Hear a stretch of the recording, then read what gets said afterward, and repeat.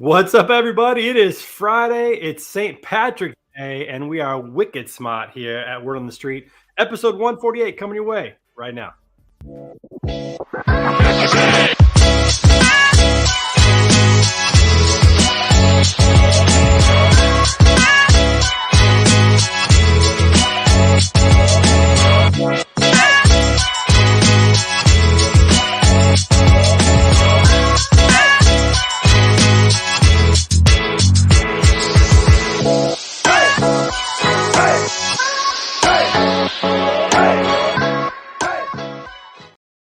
What is up, everybody? Thanks so much for joining us today for another episode of Word on the Street. It is St. Patrick's Day. It is Finish Strong Friday. There is a lot going on, and we got a great show for you today. So we're going to have a lot of fun here in just a little bit. Couple things to remember, though. Next week, I'm on vacation. We're still going to have a show, though. But I'm on vacation next week. Looking forward to getting away for just a little bit. Hope you're getting a chance to unplug either this spring or making some plans for the summer. So make sure that you enjoy that and have a good time with that. Also want to give a shout out to our sponsor, Green Screens. We love those guys. So happy that they are supporting our show.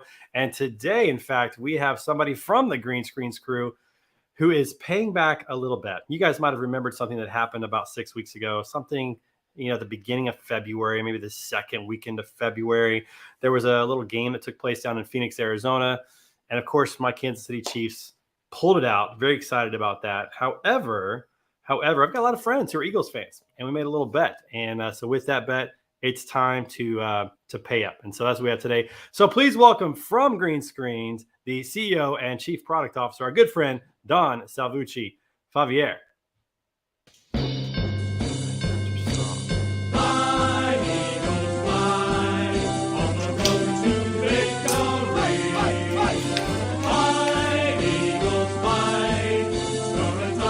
It is so good watching you sing that in a Chiefs jersey. Look at this, a Mahomes jersey. But I'm still going to fly like an eagle.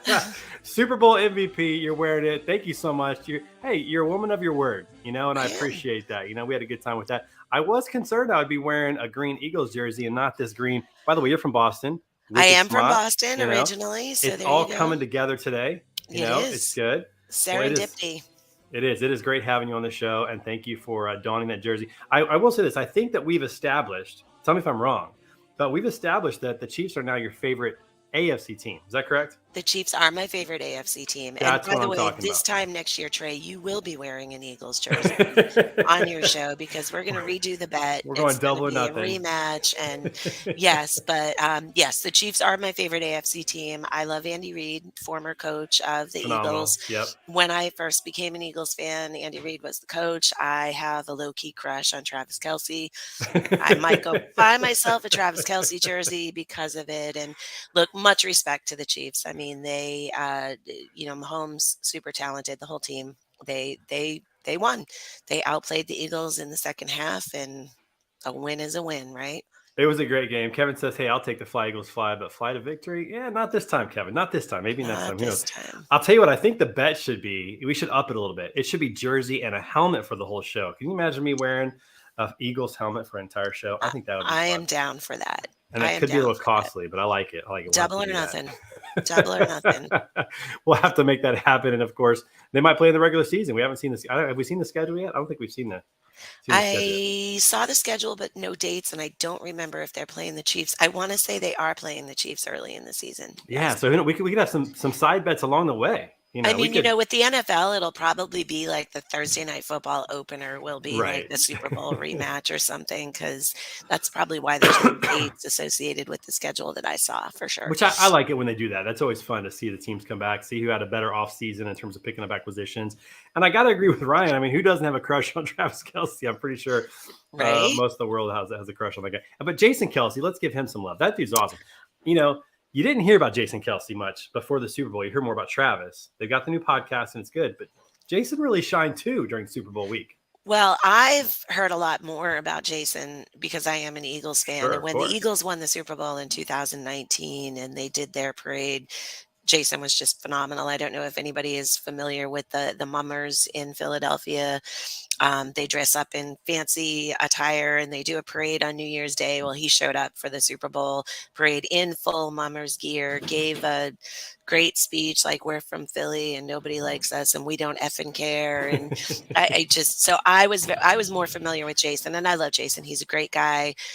Talked about who had a better off season. I will say I'm following all the fan news, and it looks like the Eagles management's doing a great job keeping the team together, dealing with the salary cap issues. There's some players that have turned down bigger offers, although they were with the Jets. So come on, to stay with the Eagles because they're that convinced. So I'm still bleeding green, but I happily don my Mahomes shirt for my bet. It's awesome. The Eagles have definitely come out of the gate pretty strong in free agency. The Chiefs have something up their sleeve. They've, passed on a couple players. We'll see what happens. I mean, this last year was a retooling year. So, we're pretty Never excited. underestimate Andy Reid. That's what I say. Never. Now the draft is in Kansas City in April, late April. I think that you should come in and we should have like a Greenscreens team meeting in Kansas City for the draft. I don't know. Just throwing out some ideas. Oh, that's an idea. We might have to roll with that. Kevin and I are already working on some plans to make that happen. Okay. So that's good. Ooh, Ryan says Mama Kelsey too. She shined big time. Mama Kelsey. Fun. Oh my God. She's my mom's spirit animal. So I am a mom. I'm not a mom of two sons, but I have one son and she's my mom's spirit animal. Like I love Mama Kelsey. She's the best. She did awesome. Yeah, she had a week where she really shined. It was neat to see the love that Travis and Jason have for their mom and vice versa, and how they love each other. Like it was just a kind of a fun kind of way to wrap up the Super Bowl. Kevin says, "Fun fact: Andy redrafted Jason and Travis." Yep. So not surprised to hear that. So pretty special moment, that's for sure. Well, we'll see what happens. We'll see what happens in the draft and in free agency. But hopefully we will have another bet next year. And I won't be so upset to lose. And I wouldn't mind the Jalen Hurts jersey. I'll be honest. That guy's awesome. Okay. He is. That guy's really awesome. So and he's got so many good years ahead of him too. I can't wait to see what he does. He does. Him and Patrick. There's a lot of good young players that are coming into their own. Yeah. That's really exciting. So, okay, before we bring in the street crew, I have to ask a question. We got to see each other at Manifest. You guys have been on the road all over the place as a team. I'm curious what trade show here in 2023, because we're kind of coming back into these full steam now. This is kind of the first year where we haven't really had to deal with any COVID issues, really. Which show has really impressed you the most so far? Is there one that's really stood out and you guys got a lot of return from it? It's just been good. I mean, Manifest was a happy surprise for us. This was our first time attending Manifest. I wasn't quite sure. And even, after the first day of Manifest, I was kind of on the fence, heavily attended by VCs and investors, but we fortunately were not in that position. So I wasn't quite sure, but Manifest actually ended up being a great conference from us, both from a content perspective, but obviously as a vendor and an exhibitor, we're there to, drive demand for our product. And it was a great show, but I'll be honest with you, TIA Capital Ideas is our biggest show every year. About that. Yeah. Very excited about that. It's coming up next month. We're going to have a really big presence there. Some fun things planned, in our booth and outside of our booth. So we're really looking forward to that one. But so far for me, I think Manifest has been the show of the year. Yeah, I've heard a lot of great things about Manifest. I feel like it's becoming, in many ways, the premier supply chain show. Like TIA is definitely a broker show. Manifest is a little more supply chain, and it's really taken off and done good things. TIA, by the way, for everybody that's out there, April 19th through 22 in Orlando. Still time to sign up, of course. And I just heard from Enrique 2 days ago. I was on a call with her, and they surpassed 1,500 in registrations already. Last year, 1,499 attendees. They were so close to 1,500. This year, they've already gone over 1,500 in registrations with a month to go. There could be 2,000, maybe more people here. So, wow, pretty exciting. A lot of good things. Yeah, very exciting. April 20th, I'm moderating a panel who I will have Chad Olson from AVRL, Jordan Reber from ARL, and the one and only Dawn Everhart from Freightvana on my panel. We'll be talking about dynamic pricing and why it matters. So please, if you're going to TIA, make sure you stop in for that panel. I saw that graphic. That is a killer panel. That is a killer panel. Talk about tech forward, like thinking. Like that's going to be a phenomenal panel. Yeah, that's going to be awesome. Well, I'm looking forward to seeing you there in just a couple of weeks, 3 weeks, 4 weeks, something like that. So it'll be great. We got to bring the street crew in, have a little discussion today. We have a light street crew. I think people are already prepping for St. Patrick's Day. They might have started early. I don't know. But we got a good crew as well. As may always. Or may not be Irish coffee. No, I'm just kidding. It's just coffee. This is the fun thing about going live. I never know who's going to show up. It's kind of fun. So, all right, coming to us, you know him as the Bodacious Cowboy. Everybody give it up for our good friend, Jeff Dickinson.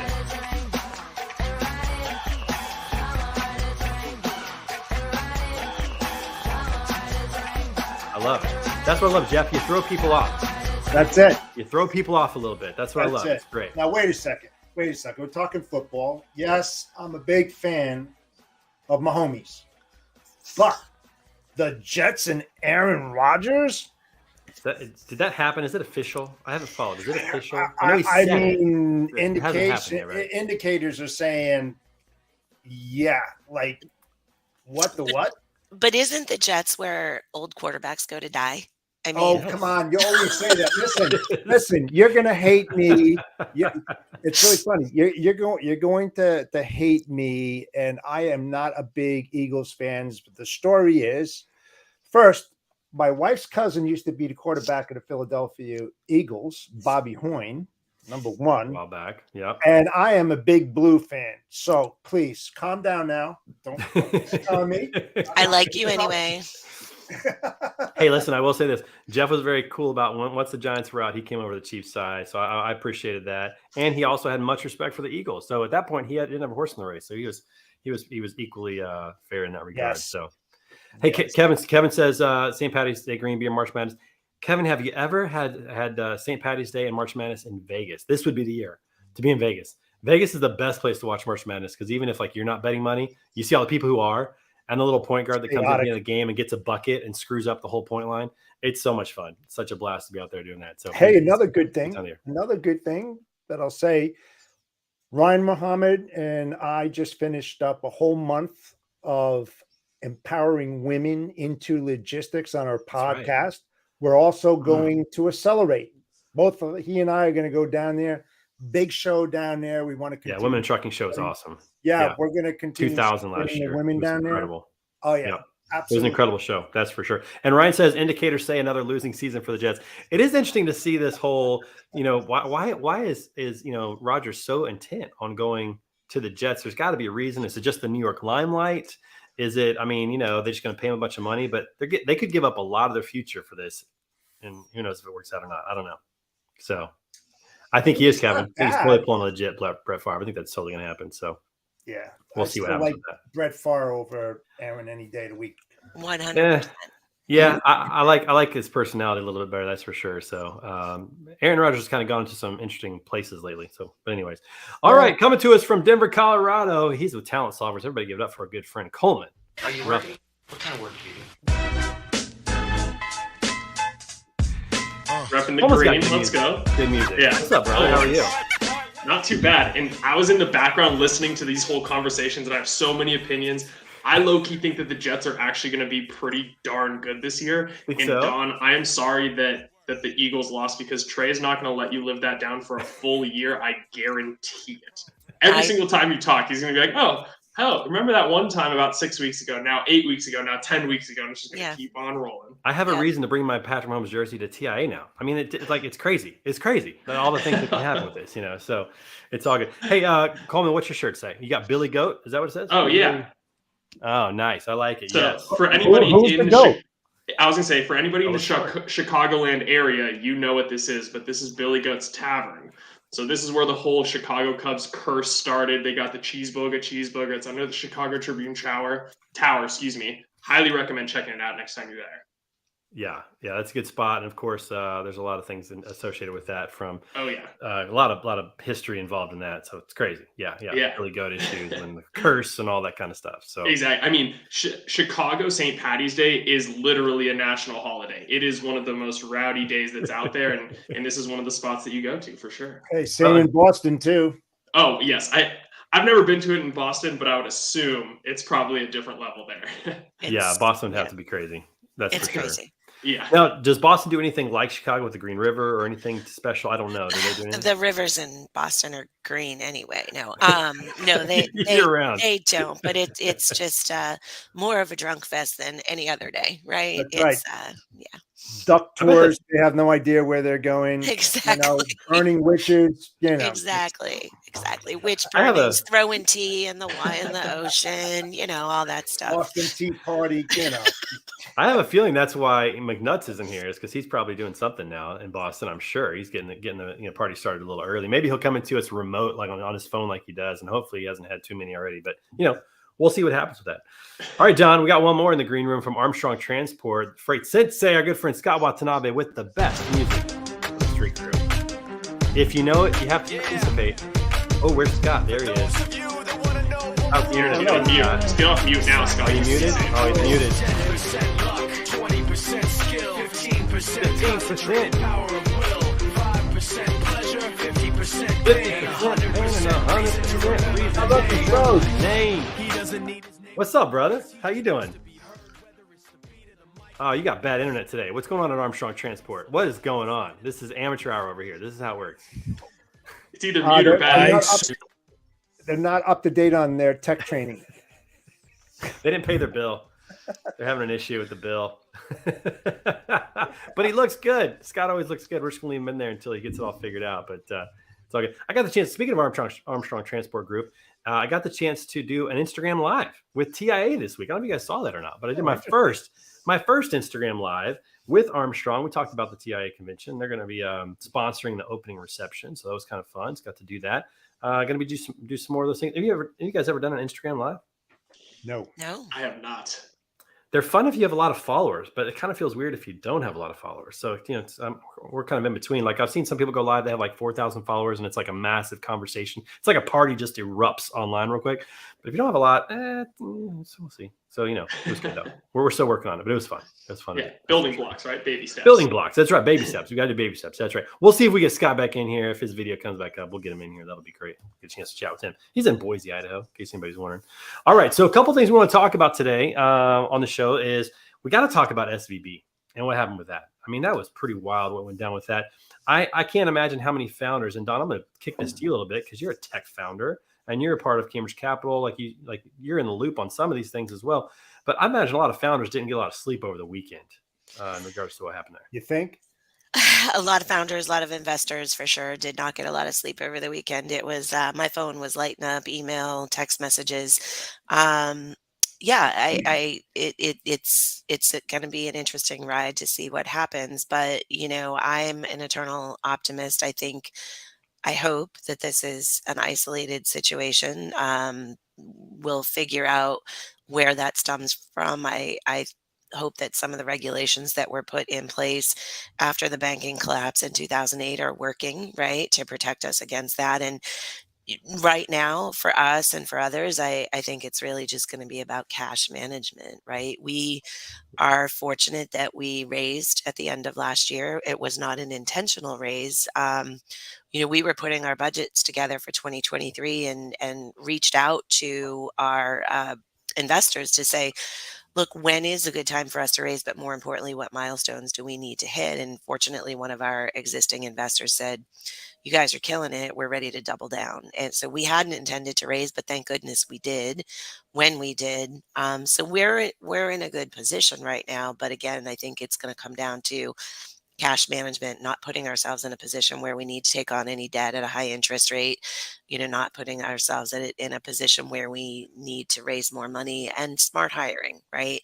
I think in our industry, so forget about SVB alone, but in our industry, we're seeing the impact of a lot of companies that took a lot of money in over the past few years, hired a boatload of people at ridiculous salaries.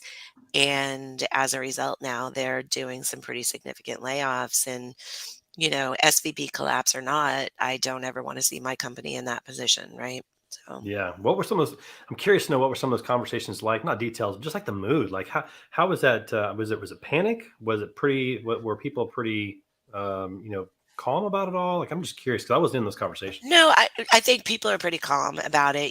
The initial, for some of our investors, reaching out to their portfolios and saying, look, we just want to get a gut check. Who has exposure to this, right? Who has money in SVB Signature, who has exposure, and please let us know. Fortunately, we did not. And then, that then went to advice, right? What from our investor community, it was really, okay, here are the things that you need to do, right? If you're not exposed, here are the things that you need to do to make sure that you're protecting your business. And again, it's really been around cash management. And if you are exposed, here are the outlets that are there to help you. Yeah, yeah. It's good to hear that there was some calm, because I know it's like on Twitter, because that's kind of how I, kind of get my news sometimes. Right. There's some panic, but I think for the majority of people, it doesn't affect us, because most people don't have over $250,000 in a bank anyways.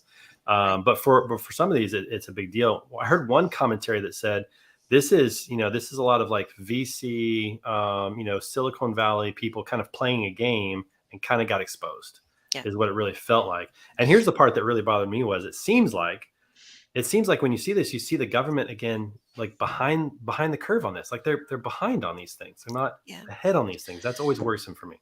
Well, yeah, and we'll see what happens. And, like I said, hopefully some of these regulations that were put in place after the 2008 collapse are going to keep this isolated, right? Yeah.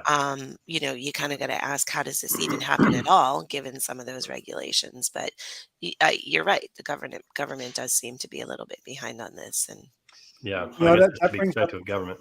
Yeah, Jeff. yeah, that brings up the comment of, why aren't they looking at the what ifs and being a little bit more proactive instead of reactive? Because that's what we're seeing right now, right? And Jeff, maybe it's not even that. Maybe it's the fact that some of these people are on the inside. Like when Well, that I just recently watched the documentary on Bernie Madoff. Mhm. I was kind of fascinated about that. It's a very short, like 3 or 4 episode. It's really good too, the way it's done. But in that instance, he was on the inside of the SEC. Essentially, he was very much involved in the SEC and was highly respected from his legitimate business.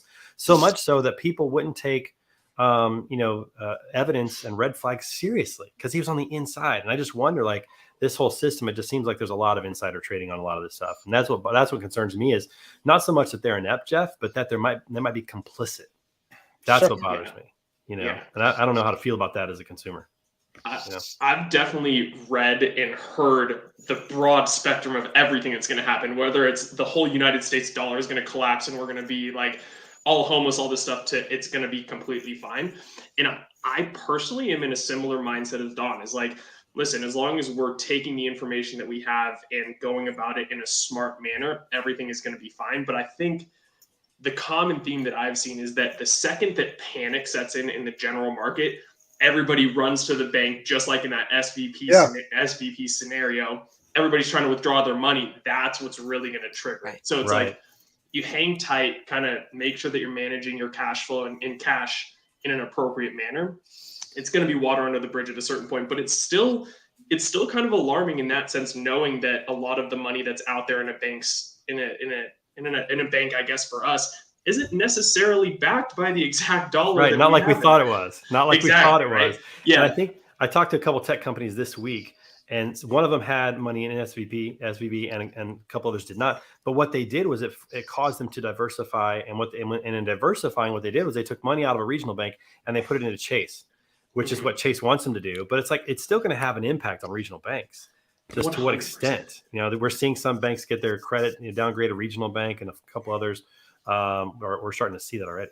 So if it's happening at one bank, they should be looking into other banks the same size and seeing if that's going to happen to them as well. I mean, it should be a trigger mechanism. It really should be a trigger mechanism. And I haven't heard if they are or not. Maybe they are. I haven't heard. I don't know. But I sure hope that they are. It's definitely happening to other banks too. But that's been another big conversation of this as well, is even if everything, I'm too optimistic about this. I think everything's going to be fine. But that's an interesting point to bring up, is that what is that going to do to a lot of these regional banks? Is it going to be almost a monopoly between the big 5-6 banks that are out there and not having any? Right. Exactly. Right. So there's so many different scenarios that can really come out of it. It's at a certain point, Dawn, I feel like I'm just echoing a lot of things that you say. Just be smart with the cash that you've got on hand, cash flow, all of that stuff, and seeing what happens from there. Well, and it's interesting. KPMG, before the collapse, put out a study last week, and I think it was really kind of an update of a study that they did after the 2008 collapse. And when we talk about tech and investment in your business, really what they found is the companies that through the 2008 collapse continued to invest in their business and proactively invest in technology that was going to save them money, help them make money, or make them more productive, they weathered the recession much better than those who laid people off, stopped investing in their business, stopped spending money, and panicked. to the extent that those companies, I don't want to screw up the number, but it was somewhere where their growth was 1 to 4x higher than their peers who had not continued to invest in their business through the recession, right? So yes, be wise with your cash, but being wise with your cash doesn't mean panic and stop spending, right? Yeah. Look for the ways to save money, make more money, or be more productive, or do more with less, right? Yeah. I think one of the lessons that we have to keep in mind is, and I think businesses forget this. They forget that bad times happen and that they happen unexpectedly. Right. Like you can't just expect things to go well, forever. And if you don't plan for the bad times and they catch you off guard like this, I mean, I don't think anybody really saw this coming. Maybe a few people on the inside, but most people were pretty caught off guard by this, Yeah. And so, well, it wasn't the first one, Trey. I mean, this is number 2, right? In a very short period of time. So it's like, that should have been a trigger mechanism. Like I said before, seriously. I just don't know if they even pay attention to that, because watching this Bernie Madoff thing, that's the problem. They were warned for years. Like starting in 2000, they were warned that something was not right. And they didn't find it out until it was too late. Until like when they were warned initially, I was watching this. When they were warned initially, the fraud was between 3 and 7 billion. When they were warned initially, by the time it came to the surface, it was 65 billion. Like that's the delta, what they missed because they didn't pay attention. Scott, are you with us? Are you here? Do we have an internet yes. connection? So apparently my internet was connected, but it was also connected to Wi-Fi, so it just kept jumping. Oh, so yeah. So I was like, I saw you talking to me and trying, and I'm like, this is like a normal setup. You're in your office. Like, what is going on with your internet today? Right? I don't know what happened. But hey, yeah, I'm here. You're here. You're present to remember the name. I feel like we need to play your song again, but we'll move on. We'll say this. I didn't even hear the song be played. I just heard you singing. Really? I'm like, yeah. Oh gosh. Well, that's how bad the internet is. 50% pain, 100% reason to remember the name. There you go. See, I'm already hyped up. I'm about to go get some cold calls.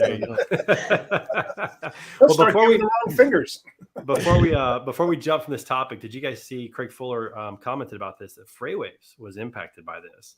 They had a lot of money in SVB, and they had to have one of their investors front $1 million to make payroll. Damn. Yeah. I mean, that's a pretty significant chunk of change to ask for just to make payroll, not knowing what was going to happen. So again, I think that people just need to understand that bad times come and we don't know when. You got to plan for it, and this could be hopefully a wake up call. Yeah. It'll be a wake up call for about a year and a half, and then in like 3 or 4 years, we'll see something else like this happen, and everybody will have forgotten, all the things that happened. So, and one other thing to add on, and this is a little bit outside of just SVB, but talking about economy as a whole. And again, Dawn, you said it, and I just want to reiterate this, but it's just like entering the stock market for a lot of people, right? When it's down, that's the opportunity to buy. And you can look at it from any business standpoint, right? There's a lot of layoffs that are happening, like we were talking about. For a business, there is some phenomenal talent out there that, hey, if you continue and bring on in hiring strategy and investing in your team in times like this, that's really going to be a big differentiator. While other companies are, I'm not going to invest in my marketing, I'm not going to invest in my team, right? That's how you can truly set yourself apart and really kind of grow a lot of revenues from there too, even though it's scary, right? There's a lot of stuff going on in the economy. You're like, oh my gosh, I need to hold all of my cash that I can. But these are the times that I feel like separates a lot of people from the pack, if you will. Yeah. And the flip side is true as well. I was talking to a company just this morning that's doing very well. Like they're doing great, and they're thinking about bringing on a sales team to accelerate things.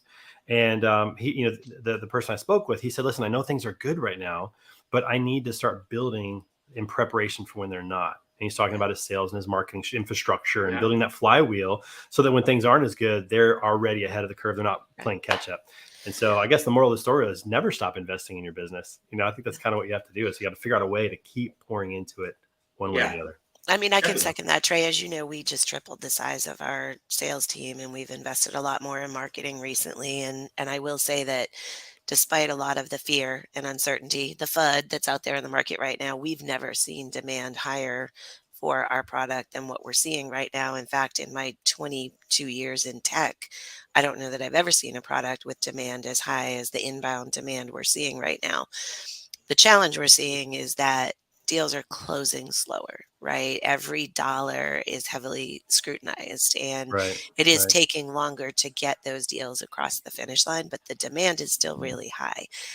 So going back to the point of, I think companies do want to continue to invest. It's just they Yeah. need to prove a business case for Yeah. spending that money. For sure. And you got a decent Any team new on your hands. technology. Yeah, I Got a mean, like decent any new team put technology together. I'm trying to present to some of our team is like, okay, what is the projected ROI and what can we get? Please try to get a demo or try to get a like a 2-week trial. Like, let's Right. see what it's going to bring before we just throw money at it. And so I'm like, I know it's going to help, but trust me, we need highway. Yeah, trust me. Yeah. And people have had enough bad experiences of investing in things that didn't work out that you do kind of need to be critical and scrutinized to a certain extent. That's for sure. And Dawn, I was saying you got a decent team you put together on your hands. Some pretty decent people there. Yeah, they don't suck. That's for They sure. don't suck. That's right. Meryl I and am Charm and Ryan and Matthew. really and proud some of the team that we've assembled across the board. Matt on the partnership side, and Celine in marketing, and all the sales reps, and even my customer success team that, Trey, I don't know if you've had much exposure to, but they're just rock stars across the board. Not And as our much developers. yet. Yeah, not as much yet. But I will say I'm very proud of Matt. He is now has his own logo. So that's going to come Right? out in public soon. I'm sure Matt it's kind of behind Silver, closed doors right now, but he's got his own little kind of black and white logo the that beard, looks pretty legit. The beard is definitely better than my beard. I'm not going to the lie. It's beard. way better. The beard is really, really good. So kudos to you, Matt. Look forward to seeing that out in public here pretty soon. All right. We got to transition because it is the first weekend of March Madness. I mean, whose bracket is already busted? I'm still on one. Are all your Final Four teams still in, Scott? Hey, is the Zag still? Yeah. They're still in. I mean, they'll take you a long time. They'll take it a long ways and get your hopes up, and then they'll crush them and not win at all. That's how the Zags do it. Well, every year. I was Xavier and definitely the Zags, but what do we got? It says number 1, baby. We need to highlight this. Let's see. But how many games did you win? How many games is that number 1? What did you win? 12? 11? Yeah, I'm at 100. I'm at 120 points. Yeah, so 12 games so far. It's not bad. 12 out of 16. Not bad. Not bad. Did you pick the Furman game? I didn't pick the Furman game. I don't know. 3% of brackets had Furman winning that game. Yeah, so less than 3% now. That poor point guard is going to live with that for the rest of his life. And he was a senior. Last year he was a fifth-year senior. Okay, I don't know. Jeff, did you watch? Have you seen this? Dawn, did you watch any games yesterday? Did you see this? I am an NFL girl, and that's You're an NFL the extent girl. All right, of my sports. You can tell by your jersey. All right. Yeah. Well, that's because she's paying a debt right now, my friend. But I will say this. I just had to. What Coleman's talking about. There, What Coleman's talking about is the point guard of Virginia, 5th-year senior, made the cardinal sin that they teach you in Little League basketball, and that is never throw a cross-court pass. And this guy just threw it up at the end of the game. They were up 2 points. They were up 2. He could have just called a timeout or anything. He threw it up. It got intercepted, passed forward, and they shot a 3. Furman did, and they lost by 1. And this guy is going to live with that. In the last 4 seconds of the game, it was. I mean, that's wow. That's awesome. Kevin and I were texting during that because we had our brackets going. And when that happened, I think I texted him OMG, and then something else I don't know. But it was I couldn't believe what I was seeing. I can't believe the guy just did that. And then they hit a 3. That's what we love about March Madness. It's going to be great. The Paladins is that the Paladins? Is that? Hey, listen, I don't know. Shut up, dude. That's Aladdin with a P to you. That's right. You give me a new word and I mess it up. And you give me binary. Trey, I just want to say your reaction to that was very similar to my reaction in the last quarter of the Super Bowl. So just saying. Okay, yeah. Do you still have the pictures that I sent you from? I do have those. Maybe I can share those. Let me see if I can find crying in tears. No. Well, let's just say this. Dawn probably enjoyed watching the Super Bowl more than any of us. Let's just say that. Dawn had a we kind of did red and green Jello shots, and the deal was every time somebody scored, you had to do a Jello shot from the team that scored. It was a really high scoring game. It was a high scoring. It was a really high scoring. Too much of the show. I was feeling a little party fan. Yeah, I believe I texted Trey a picture of 10 empty Jello shots. Yeah. That was the easiest over I ever bet in a Super Bowl. Easiest. Yeah, that was it. Yeah, there's the initial Jello shots. They all looked really beautiful, red and green. There's a stack of empty cups Yeah, there was a lot there, but yeah, that was a rough ending for you. There's no Monday doubt. sucked that week for sure. Yeah, but Wednesday was But you great. remember Let me it. just say, Wednesday was awesome. With that, McNuts, I'm not killing Scott's mic. That's only for you, man. The mute button is only for you when you're back on. So don't worry about that. That's right. That's just how it works. Yeah, so it's going to be great. A lot of good games coming up this weekend. We'll see. I know this. I never win the bracket. And Dawn, this is something you should do for fun sometime if you haven't, is the bracket. If you haven't done that before. But I've never won the bracket. I always lose to my 8-year-old niece or my daughter. I never win the bracket. So this year I did something different. I picked the best conference, which I think is the Big 12. And I have a Big 12 Final Four. And I've got K-State winning, not just because I'm friends with Kevin Coombs, but I think it'd be a fun pick to see if they could win. It's a differentiating win. If they win, I definitely win the bracket. If I pick KU, a lot of people are going to pick KU. So I was going to say, if it's any vote of confidence for you, especially Dawn, in my last office of 1,200 people, more often than not, the person that would win was somebody that had never watched a college basketball game and literally just put down numbers, because everybody that thinks that they know what they're doing. You're wrong. Well, that was the other day. Kevin was trying to finish up his bracket, get everybody signed on that wanted to. And I'm like, no, I'm going to pass. And he's like, just choose your favorite color or your favorite mascot. That's right. Which mascot would win? All in this you battle? really need to do.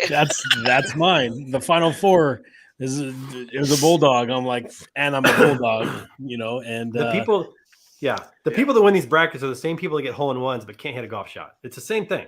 It's the same thing. It's just all luck. It's just all luck, people. That's just how it works. But it'll be a fun weekend. I did get to watch. So when I had my bachelor party right before I got married in June. Bachelor party in March in Vegas with my boys from college, and we watched March Madness the first weekend. That's the best place to watch March Madness. First weekend is Vegas. You got if you're a March Madness fan, you got to do that. That's the way to do it. And Vegas isn't a bad time. So anyway. And I think that there's still some perfect brackets out there. I think there was over 20 million brackets that were filled out. I think it's 0.002% are still perfect or something. And there's never been a perfect bracket. Do you think that Chat GPT could predict the perfect bracket? Do you think somebody tried that? I wonder if somebody tried that this year. I guarantee somebody tried it. Somebody and I guarantee it's wrong. Because there's no way. There's no way. I don't believe that it's what if it got it right? Then that would be the script is real then. Years of no perfect brackets, and then Chat GPT gets on the first crack. That'd be a story. The script is real then, for sure. That would be something else, that's for sure. So real.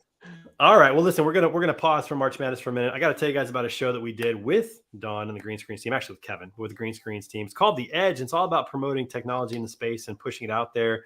And we got another one coming up. So April 5th, we're going to be highlighting Highway and what they're doing for carrier identity with Michael Caney, the one and only Michael Caney. That's going to be at 1 p.m. Central on Wednesday, April 5th.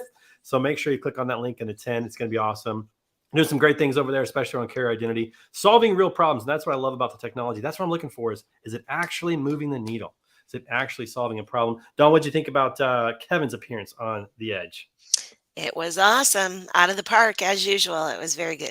Yeah. It was cool to see it in action, because I think a lot of times we talk about it or people hear about it or sometimes feel like they might have to give an email address to get a demo or they don't want to do that. But this just gave everybody a chance just to see what you guys are doing. And we're stoked to be able to be the first to do it. The guinea pig.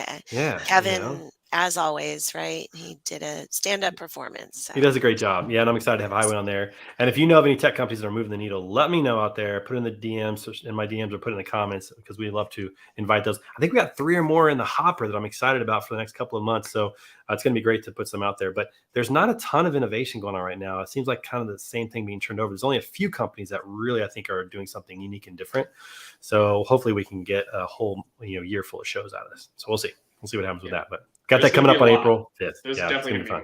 Yeah, that's awesome. All right, I got a question for you guys. When do you start your digital day? I was talking about this recently with somebody, just thinking about our lives now. Like if you go back 20 years, you would wake up, turn your alarm off, you grab some breakfast, you take a shower, you might read a little bit, get in your car, you go to work, you might listen to some talk radio on the way to work, whatever, not, and then you go to work. Nowadays, though, because of our cell phones, because of technology, that's radically changed our whole morning routine. So I asked this question recently. Check out this poll. I asked this poll on LinkedIn. When do you first look at your phone in the morning? When do you start your digital day? And look at this. 3 out of 5 respondents, 121 votes, 3 out of 5 respondents right after they wake up. And man, I got to tell you, that kind of was crushing to my heart, because I think these people have families, they've got spouses, they've got kids.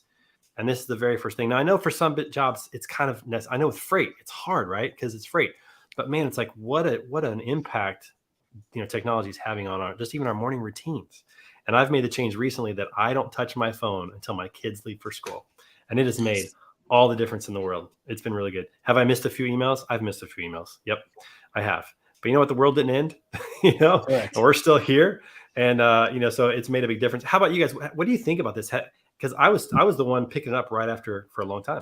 How do you guys? First of all, back in my day, I didn't have alarm clocks. There were rocks, and it was tough.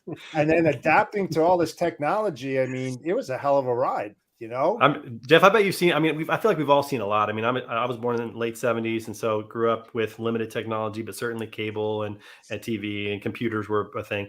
But it's like we've all seen a lot. Like it's crazy how much has changed in the last 40 years. It's unbelievable. When I look back at the logistics industry and what we had and what we hadn't. I mean, just think pony charts. And you guys know what pony charts are? I do not know what a pony chart is. Pony chart was the original tariffs that carriers put out. They were on paper. They weren't digital. Is that based like on Pony Express? Is that G, did it come from Pony Express? What's that? Or did it come from Pony Express or from the fact that horses No. It was. I like that. I don't know. No, it was all paper. And that's how you were able to pick out your rates. We had no phones, no Nextels, or we had green bar paper, 11.5 by 17 that our data rolled out. We were using AS400 with the big green screens that at the end of the day survived somehow. That's survived. I don't know how. Yeah. AS400 is still around. And then everything, we had all those bolt-ons. And when people, and like myself, when I was helping to develop proprietary TMS, they would throw bolt-ons, but they wouldn't think of the red flags that popped over here and popped over there. They just thought, oh, we'll just add these on and boom, just disaster on the technology. But it evolved so much, like optimization and everything. It's just like the EDIs, the APIs. I mean, you just keep on going on and on. But the question I have for everybody is like, so my generation, how did we survive and still move the economy forward? And why is there so much disruptions and everything now? And I do believe that it has a lot to do with the technology, and that one thing isn't talking to the next, and it's causing a lot of issues because we didn't have that back then. It just rolled. It rolled and rolled and rolled. That's a good question. That's the question. That really is the question. I think it has to do with speed because things change so much faster now. Like the disruptions are probably in the same frequency in relation to the speed at which things are happening, because they still happened back then. But it was like, instead of every 1 or 2 years, something major happens, it might be every 8 to 10 years or something happens. Here's the question though: do they really happen faster, or are we just more aware of them That's happening true. because we're so connected, right? Mm-hmm. I think about these train derailments. I had no idea there were 3 trail derailments a day. But now that it's big news, like I see it all the time now, But did it always happen that way? Yeah, were trains always derailing that much? It's not that. Even though we had 1,176 derailments this year, I believe that was the number last year. Yeah. Last year, we've actually had a lot more already this year, but not going over 1,176. But we're in that trend. But I mean, in the 70s and 80s, I mean, we're talking 1,000 a week or something like that. It was crazy. I mean, it's dropped, but it's still too many. It is probably awareness factor, I bet, Dawn. I think that's true. Like we are so much more aware of things as soon as they happen, and 24-hour news cycle, and hyper connected. And going back to your poll question, people just as soon as they wake up, right? They're just seeing the news and seeing what's happening. So well, I'll tell you, when you have teenagers in your house, you start to really get a great appreciation for what you're doing because they just copy it. So if I'm on my phone, they're on their phone, and I'm like, oh crap, I got to put this down. Like I gotta set this aside because it's just so true. But that's what, I don't know. I don't know if 3 out of 5 was a good number or if I should be alarmed by that. But it was like I was sad because I'm thinking, man, it's surprising. I am shamelessly, or not shamelessly, ashamed that I am one of those people. But I think part of it shamefully. Shamefully. I'm not happy that I'm one of those people. Let's go with that. But I think a lot of it, I mean, do you all have like a standard alarm clock or do you use your phone? Because for me, like it's my phone, I reach to turn off the alarm. It's like, oh, it's in my hand already. Might as well just like catch up on Well, that was going to be my question is, does starting my digital day include hitting the snooze button on my cell phone? Because that's my alarm clock. I would not count that. I would not count that. But what I do is I wear my watch to bed. And so the watch actually vibrates and wakes me up. And then so I can just turn it off right there. And it's just hard to enjoy. It's hard to get into things on your watch. Your watch is more for notifications. So I just turn it off and then I move on and I never even see my phone. So that helps out quite a bit. And putting your phone in a different room, it's hard, but man, that really works too, because you wake up and it's not there. So, hey, here's the stats regarding derailment. 1979, there were 7,482 derailments that year. Last year, there was 1,164. Wow. So we came down a lot. That is a lot, though. That is still that's way more than I ever would have anticipated. Yeah. Like if somebody blindly said, "How many train derailments do you think there were last year?" I probably would have been 50, like, I don't know, 15 or yeah, way different in that regard. I mean, just absolutely way. Direction. Our good friend Meshach is in the house today. What's up, brother? Oh, look, you got the Dublin, Ireland shirt on. Look at that. Love it. See, that's a true St. Paddy's Day celebration. He doesn't need the green. He's just like the true Irish war fake over here. I don't have no green on. I don't either. I bleed green. You have a green balloon in the background, yeah? I do. You're the only one that. And the year, and the year you were born, 1957, right? That's all right. There it is. There's the balloon. Now I can blow it. There I can see it. There. So to be honest, when I first saw that, I was like, "Is that some kind of technology? Like, what is the balloon?" I looked close. I was just a balloon with a reflection. You got a floating sign in a room. I was like, "That's kind of cool." Yeah. Oh, it's reflecting against the monitor there. That's what's kind of trippy about it. Yeah. It's kind of trippy on the TV monitor. That's right. Yeah, it's pretty good stuff. Now we see it, Dawn. We got it now. Meshach, what's up, man? How are you? How's Minnesota? I am great. The sun is out. It's been a very sunny day today. Yeah, but what's the temperature? Don't lie.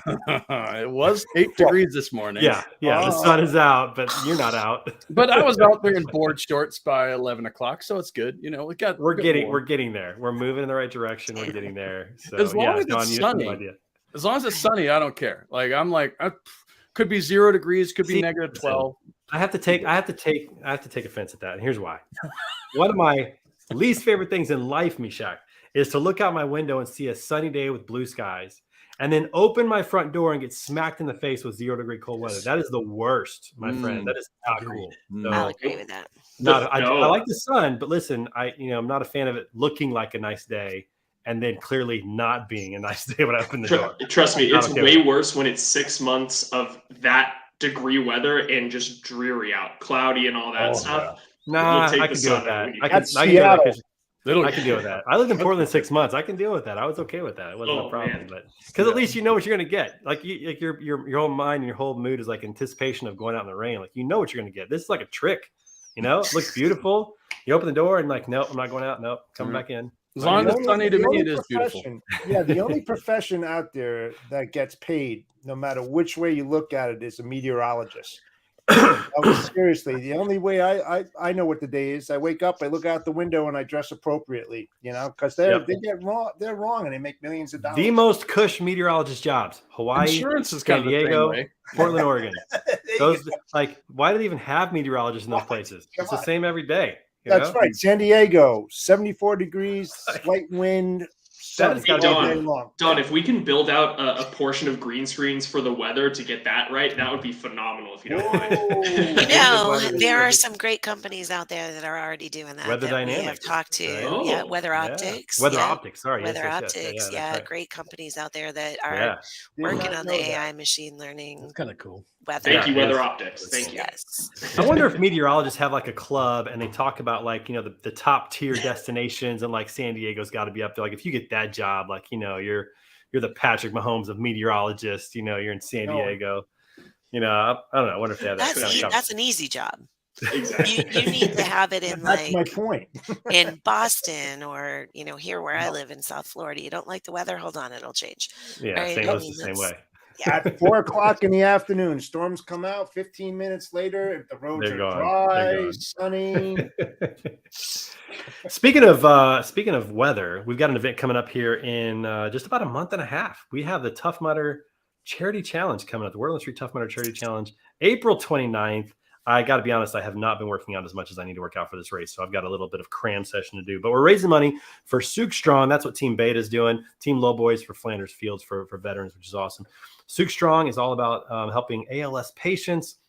If you're an individual, go to our GoFundMe and make a donation. If you're a company and want to be a part of that, if generosity is one of your core values and you have a heart for ALS, then reach out to us. We'd love to put your logo on our team race shirt on race day, along with some other fun deliverables as well, and raise some money for ALS. I think we're at $1,400. We got a ways to go. We're trying to raise 10,000. So we got a big goal. We got a ways to go. I got to make some more phone calls and get some people on board. But very excited about that.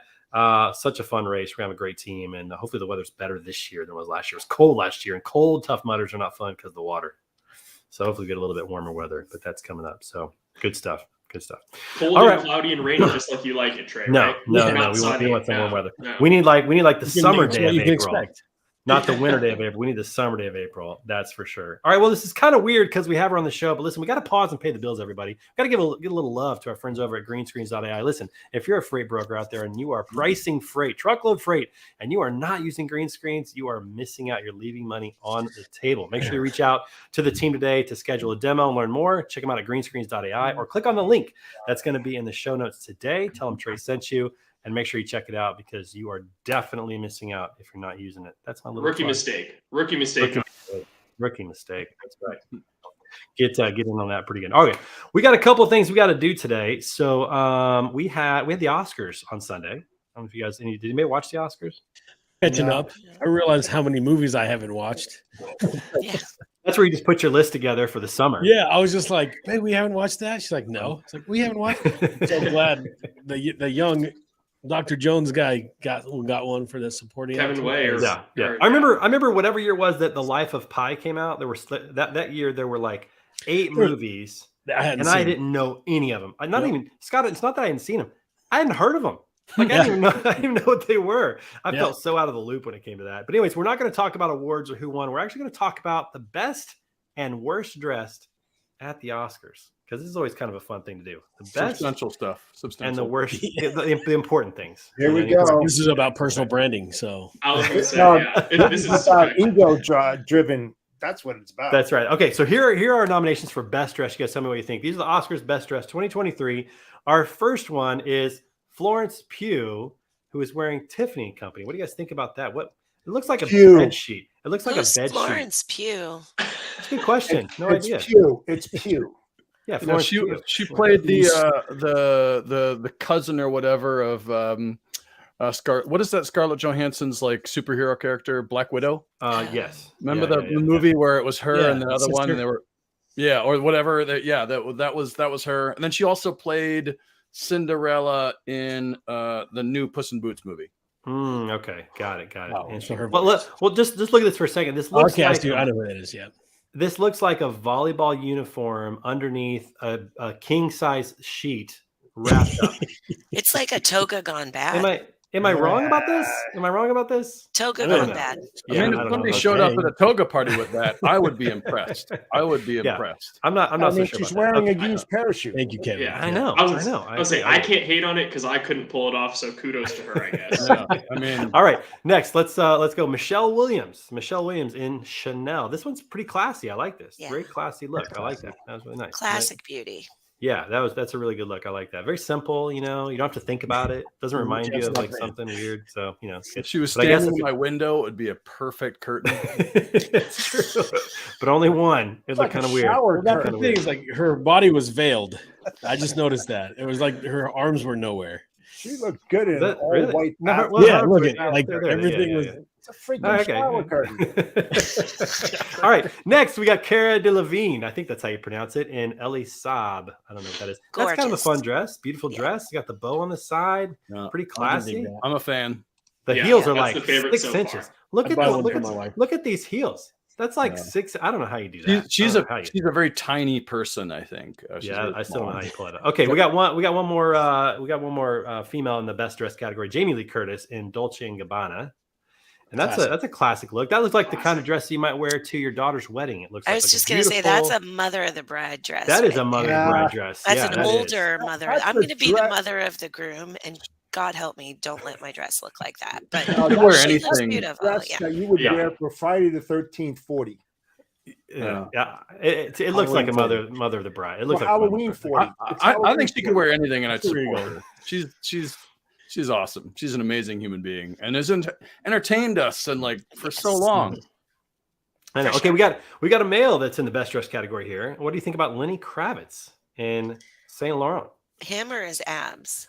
Either one. Still looks pretty good. Pretty good, and still plays guitar pretty well. So a nice outfit there. Does it's got the low. I wouldn't do that. It does not look good, but it looks definitely fits his personality. I mean, all right, let's talk about the worst dress. There were some that were maybe a little bit worse than that. First off, we got Allison. We got Allison Williams here. I'm not sure why we put this on the worst, but that's a big pink train. Cotton candy. There. Cotton candy. That's kind of an interesting one. All right, the next one. I don't know how to pronounce this. Is it Singer Tim's? Is that how she didn't pronounce it? Singer Tim's. This one looks like a cloud. Yeah, this one looks like a cloud. That is interesting. Have you seen the meme behind her? Behind her at the Oscars? Like, come on now. Yeah, there's a meme about that, about the people that got stuck behind her at the Oscars where they couldn't see anything. Exactly. Yeah. I don't know that I'd go for that. Okay. How about Elizabeth Banks? Elizabeth Banks wearing Vivienne Westwood. Pretty classy. I like that long train though. And that's a long train. Is that a bow in the back? That's a big train. I'm so confused by this. Yeah. That is interesting. I would like to see her walk. Like if you just go waist up minus the bow, really classy. But everything else below that, I don't know what happened there. That's pretty wild. Okay, next one we got is Hong Cha. I don't know. Is it Hong Cha? Is that how I pronounce it? In Prada. I like this. This one's not. I don't know. I don't know how this one got into worst dress. I don't know. But the tail is weird. The tail is weird. Or sweeper. Peacock. The tail is weird. Yeah, peacock. I don't know. Pretty weird. Okay, and then lastly, we had to throw in Lady Gaga. Although she always kind of comes up with something kind of interesting. I wouldn't say worst dress on this. I'd say just unique. Yeah, pretty unique. I like it too. It's better than the meat dress. I was just going to say it. Yeah, the meat dress. In fact, for Lady Gaga, that might be one of her best ever. I was going to say, yeah. That's funny. You talk about the meat dress. Like, remember, anybody watch True Blood at all? Yeah. I have not. No, seen it. Remember the episode where there was like the Tower of Meat? Yep. A friend of mine, she wrote that script, and she came to town to visit our buddy, and she went to a meat raffle, and that's how she got the idea for the meat tower in that episode. Was a meat raffle in Minnesota. Wow. Oh, that's wild. That's wild. All right, we got to wrap up the show here, and as we always do, it's This Week in Pictures time. We got a few things to throw out there, and we got to start off with our boy Scott. Scott, you got to talk about what is going on here in the office there at Armstrong. I knew that. Okay, so I walk out, and Zach, the branch manager, he's like, "Hey, we got to shut the internet off because something was going on." So I was like, "Clearly, I just this walk week out. Something's going on." Yeah, if you look, my office right there with the Kung Fu Panda on the desk. So the whole in front of my office is just a row of trainees, and it's like, "All right, internet's off. What are we gonna do? Who wants to Indian leg wrestle?" So this guy's like, "Oh, Indian leg wrestle." I was just joking, but I was like, "Okay, let's do it." And so he lost horribly. But it turned into this. I don't know what happened here. I don't know. So I don't know what he is. I don't want to see this. What is going on at Armstrong Transportation? What he is a jiu-jitsu practitioner, and he didn't realize that my 20 years in the Army, I've done a little jiu-jitsu practicing. Okay, and so this lasted probably about 5 minutes, and then he was just like, "Okay, internet's back on, it's done." But I was impressed with myself because he's like, "I am surprised about how well you earned some points there." Yeah, and later in the day he quit. Little status in the office. Earmuffs. I like that. Little status in the office. So I love that. Our friend Jennifer Carpenter-Romaine couldn't make it today, but she's sending these pictures of her and her son sporting the Word on the Street stocking cap, which you can get at our swag store. But yeah, pretty sweet little stocking cap there. And a tooth. And here's what's funny. So her son is 5 years old, I believe. 5. Correct me if I'm wrong, but he's 5. And she's like, "Hey, my son lost a tooth." My daughter's 15, and on Monday night she lost a tooth. Wow. You know, not a big deal. In fact, it happened on our date night, which I got a picture of here in just a minute. So earlier this week, this was the 18-year anniversary of my dad passing away. I got to tell you, man, I miss him every day.